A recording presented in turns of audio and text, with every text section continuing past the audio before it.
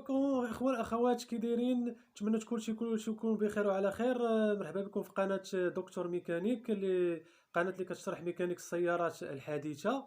ان شاء الله في هذه الحلقه هذه غادي نهضروا على واحد الدرس اللي هو مفيد، اللي كيهضر على كيفيه اشتغال المحرك الداخلي، اولا كيفاش كيخدم الموتور ايسونس والديازل. شحال من واحد كيسولني بغا يعرف كيفاش كيخدم الموتور، يعني اساسيات اشتغال المحرك. يعني كنشوفوا السيارات انها يعني كتزيد، ولكن خصنا نعرفوا لداخل شنو كيوقع باش السيارات او الشاحنات يعني كيوقع كتزيد. هذه كتسمى واحد لا فورس اللي كتسمى هي سيت اون فورس موتريس، اللي كتبدا من البدايه ديال واحد لو ميلونج اير ايسونس ولا لو ميلونج اير ديازل، اللي كتعطينا في الاخير واحد القوه باش كتزيد باش كدورنا العجلات ديال السياره. ان شاء الله في هذه الحلقه غادي نهضروا على يعني جوج المحركات، اللي هو محرك الديازل اولا الغازوال، ومحرك البنزين اللي هو ليسونس. نبداو بالمحرك ديال الديازل. دونك المحرك ديال الديازل باش يشتغل لنا المحرك، او باش نحصلوا على ديك القوه باش السياره انها يعني تعطينا واحد باش تزيد لنا السياره، كنحتاجوا الهواء، يعني لاتموسفير، الهواء اللي تنستنشقوه، زائد تنحتاجوا الكربيرون اللي هو الديازل يعني المازوت، باش كنحصلوا على واحد الاحتراق داخلي. كيفاش كتتم العمليه؟ اولا هو خصنا واحد لو ميلونج اير بلس ديازل، يعني كيدخل لنا واحد الخليط من الهواء زائد خليط يعني من الديازل. شحال الكميه؟ يعني تقريبا كتدخل لنا واحد الكميه ديال 1 غرام ديال لير، يعني واحد 1 غرام ديال الهواء، زائد 15 غرام ديال الديازل اولا البنزين. يعني كنحتاجو واحد 1 غرام ديال الهواء زائد 15 غرام ديال المازوت اونفيرون، يعني تقريبا يعني كل سياره وشحال كتحتاج ديال الكميه ديال دخول الهواء زائد الديازل. دونك بالنسبه لمحرك الديازل، داك الهواء اللي كنحتاجوه ملي كيدخل لينا الهواء المحرك، يعني خاصو يكون الهواء يعني خاصو يدخل سخون، يعني يدخل يلقى لا شومبر دو الاسطوانه الداخليه من يدخل الهواء خاصو يدخل يعني ساخن. باش كنسخنوا داك الهواء هو بواحد لو بوجي دو بريشوفاج، اولا داك المسخن، اللي ملي كنديرو كونتاكت كيطلع لنا في عباره عن واحد لو سامبول بان السياره كنتسناو واحد الثواني باش يسخن لينا داك الهواء الداخلي، اللي باش هذاك الهواء اللي كيسهل لنا عمليه الاحتراق. دونك ملي كيدخل لنا الهواء ساخن عن طريق البوجي دو بريشوفاج اولا شمعة المسخن، زائد الديازل اللي هو 15 غرام ديال الغازوال. هنا في هذه اللحظه هذه خص المكبس اولا البيستون كيدير واحد العمليه كتسمى لادميسيون. دونك لادميسيون هو كيهبط البيستون لتحت، يعني لو بوان موربا، النقطه الميته السفلى، بالدور ديالو انه كياسبيري لنا داك الميلونج اير بلس غازوال كياسبيري لنا، يعني كيهبطوا لنا لتحت، كياسبيري كله في الاسطوانه. ملي كيوقع ديك لاسبيراسيون اللي كتسمى هذا الشوط الاول اللي هو الشوط ديال لادميسيون، غادي ندوزو للشوط الثاني اللي هو كيتسمى لا كومبريسيون. دونك قبل ما ندوزو لا كومبريسيون، ملي كيهبط لنا البيستون لو بوا موربا، النقطه الميته السفلى، كيكون عندنا دو سوباب، جوج ديال الصمامات اللي تيكونوا في لو كيلاس الفوق ديال المحرك. صمام اللي تيكون مفتوح في الشوط الاول، علاش؟ باش يدخل لنا داك لو ميلونج اير بلس كازوال. وعندنا صمام كيتسمى صمام ديال لي شابو او صمام العادم. داك صمام ديال شابو نجيو في المرحله الاخيره ملي غيوقع الاحتراق باش غادي يخرج داك الهواء. دونك هنا الصمام ديال لادميسيون اللي هو صمام دخول الهواء، كيتحل لينا باش كيهبط داك لو ميلونج اير غازوال. دونك الشوط الثاني اللي هو الشوط ديال لا كومبريسيون، كيتسد لنا داك الصمام ديال لادميسيون باش لو بيستون غادي يطلع لنا، غادي يدير واحد العمليه ديال لا كومبريسيون، يعني الضغط. خاصهم يكونوا الصمامات بجوج مسدودين، بجوجهم يكونوا مسدودين.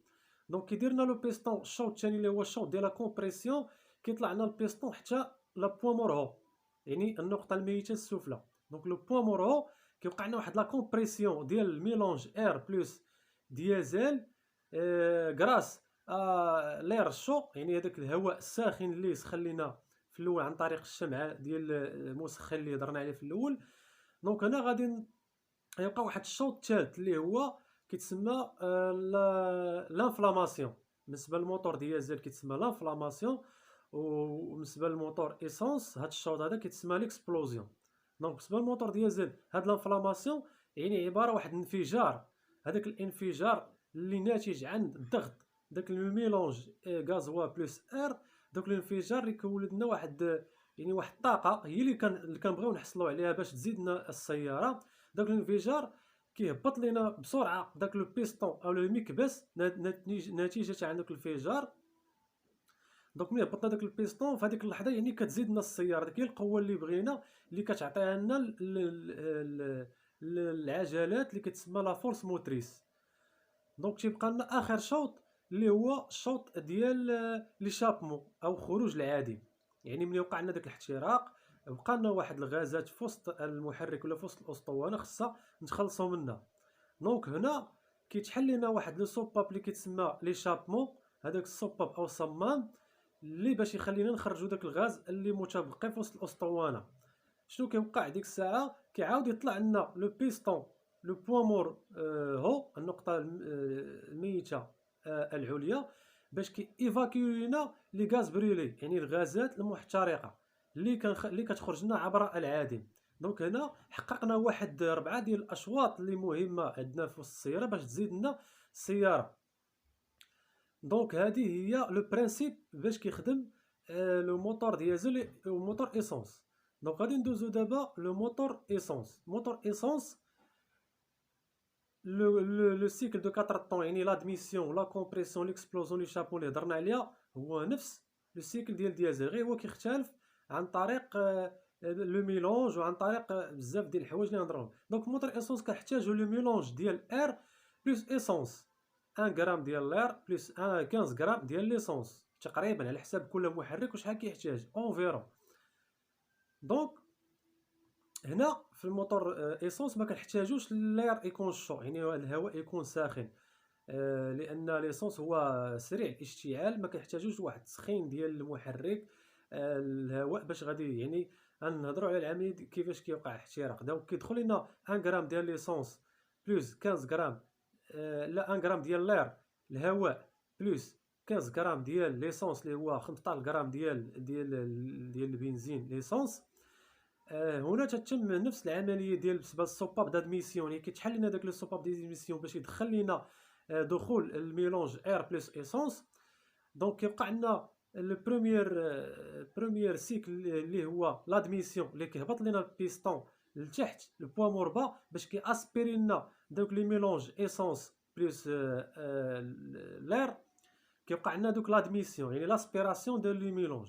دونك كيتسد لينا ملي كتسالي العمليه ديال لاسبيراسيون كيتسد لينا السوباب ديال لادميسيون ولا صمام ديال الهواء. دونك هنا خصنا الشوط الثاني اللي كيتسمى لا كومبريسيون.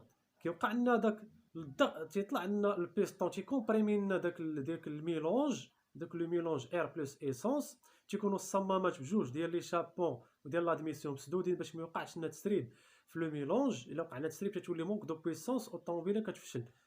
دونك داك لا كومبريسيون كيوقع لنا ان كومبريسيون تيوصلنا البيستون حتى فان دو كومبريسيون. فان دو كومبريسيون هي نهايه الضغط، اللي هنا كيكون واحد الاختلاف هو الاختلاف يعني الكبير ما بين ليسونس والديازل. هنا كيكون واحد لو بوجي اللي كلشي كيعرف شنو هو لو بوجي، اللي هو تيكون في الماطر ديال ليسونس وتيكون حتى في السياره في الدراجات الناريه. دوك لو بوجي اللي غادي نبينو دابا في الصوره، داك لو بوجي تيلعب واحد الدور اللي كيعطي لنا داك لي تانسل، يعني داك الشراره. علاش داك لي تانسل؟ باش يفجر لنا داك الغاز اللي مضغوط. باش هنا فين كيوقع لنا الشوط اللي كتسمى المرحله الثالثه هي ليكسبلوزيون، يعني كيعطينا داك الشراره في واحد لو طون يعني بريسيزي باش كيتوقع لنا داك الشراره ديال ليكسبلوزيون باش كينفجر لنا داك لو ميلونج اللي كيهبط لينا عاوتاني البيستون لتحت، اللي كيولد لنا هاد الطاقه اللي بغيناها اللي كيعطيها اللي كيعطيها العجلات باش كتزيدنا السياره. دونك هذا لو طون كيتسمى لو طون اكسبلوزيون. بالنسبه للديزل لو طون كيتسمى لو طون انفلاماسيون. دونك من بعد ملي كتزيدنا السياره اللي الطاقه اللي احتاجيناها هي هذه، دونك كيوقع لنا يعني اخر طون هو لي شابمون بحال الديزل تيفاكيو لنا لي غاز بريولي عن طريق كيطلع عاوتاني البيستون ولا المكبس، وكيتحل لنا الصمام ديال لي شابمون باش كيخرج لنا داك الغازات يعني اللي ما بغيناهاش. هنا غنهضروا على واحد لورغان اللي هو من بعد ما غاديش نفسرو بزاف، غادي نهضروا عليه انه هو داخل في هذا السيستيم اللي كيتسمى لو جي ار، اللي هو الروسيكلاج دي غاز دي شابمون. هاد لو جي ار هذا دار باش اولا يحافظ على البيئه باش ما يخرجوش داك الغازات يعني ياثروا لنا على البيئه. ثانيا كيريسيكلي لنا داك لي غاز اللي ما كاملاش في الاحتراق، يعني لي غازات اللي مازال ما كملاتش الاحتراق ديالها، باش هذاك لو جي ار كيعاود يريسيكلي لنا داك لي غاز كيرجعوا لنا لادميسيون باش كيوقع لنا كيرجع لنا مع الخليط اللي تيكون خليط يعني باقي نوفو كيتميلونجا مع هاد الغاز اللي ديجا بريلي باش كيحافظ لينا اولا على البيئه، ثانيا على داك لي مولونج، وثالثا تيحافظ لنا على لا كونسوماسيون ديال السياره. هاد الاورغان هذا غادي نطرقوا عليه من بعد لانه عنده واحد الدور مهم في السياره.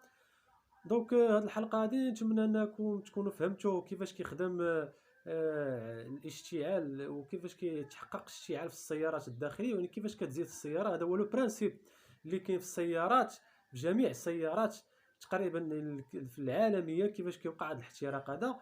ولا عجبتكم يعني الحلقه ديروا اشتراك وابوني، تنشكركم على